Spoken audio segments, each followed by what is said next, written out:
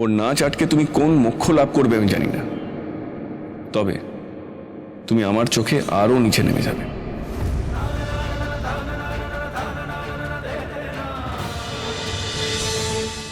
কি ব্যাপার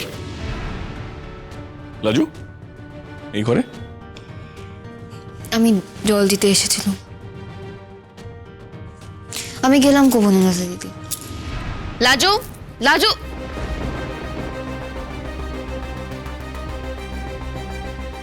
লাজু, লাজু, তুই কিন্তু আমার কাছে কিছু লুকিয়ে গেলি। আমি কিন্তু জেনে ছাড়বো তুই কি লুকোলি।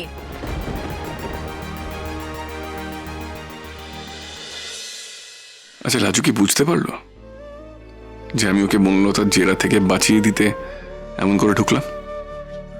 বনলতা যেভাবে ওকে চেপে ধরেছিল ঠিক কথাটা বের করে নিত।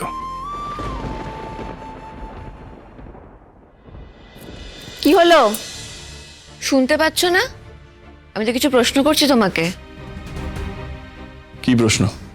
তুমি কি লাজুকে কোনো নাচের ট্রেনিং দেওয়াচ্ছ? মানে হঠাৎ এই প্রশ্ন? নিশ্চয়ই কোনো কারণ আছে এই প্রশ্ন করার। অনুভব, প্লিজ আমাকে সত্যি কথা বলবে। লাজু কি তোমাকে সেরকম কিছু বললো? না, এখনো বলেনি, কিন্তু একটু হলে বলে ফেলতো। তুমি চলে এলে দেখেও হুড়মুড় করে পালিয়ে গেল। এখন যখন তুমি এসেছো তো তুমিই বলে দাও সত্যিটা কি। কি সত্যি বলবো তোমাকে?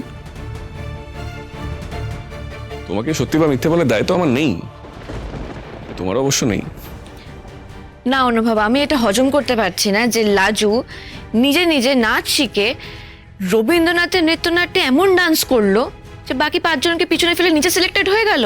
আমি সত্যি হজম করতে পারছি না। দেখো, তোমার এমনিতে হজমের সমস্যা আছে, যেমন লাজুর এইচএস এ র্যাঙ্ক করা, ডাক্তারিতে চান্স পাওয়া, এইসব তো তোমার হজম হয়নি। তুমি বরং একটা হজমের ওষুধ খেয়ে নাও। একবার ভেবে দেখেছো অনুভব, ওদের গ্রামের লোক যখন জানবে যে তাদের গ্রামের বউ স্টেজে ধেই করে নাচছে, তখন ওকে অ্যাকসেপ্ট করবে? তুমি দেখোনি ওদেরকে? ওদের ব্যাকওয়ার্ডনেসের পরিচয় তুমি পাওনি? জানো না ওদের কিরকম মানসিকতা? ওর শ্বশুর শাশুড়ি কখনো অ্যাকসেপ্ট করবে যে ওদের বাড়ির বউ স্টেজে উঠে ডান্স করছে? দেখো, লাজুর গ্রাম বা বাড়ির লোকে জানার কোনো সম্ভাবনা দেখছি না। তুমি যদি না জানো, ওর নাচ আটকে তুমি কোন মোক্ষ লাভ করবে আমি জানি না, তবে তুমি আমার চোখে আরো নিচে নেমে যাবে।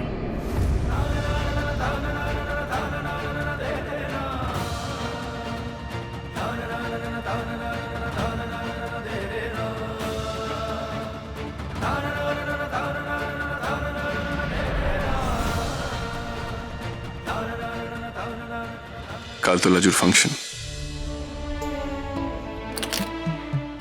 ও সুন্দর করে সেজে নাচবে, আমি দেখবো না?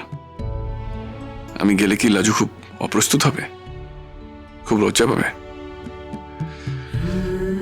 আচ্ছা, আমি যদি ভিড়ের মধ্যে মিশে থাকি তাহলেও নিশ্চয়ই আমাকে দেখতে পাবে না। আমি গেলে কি ক্ষতি? লাজু, কাল তো তোমার চ্যালেঞ্জ জেতার দিন, তুমি নাচবে আর আমি দেখবো না? এ তো হতে পারে না।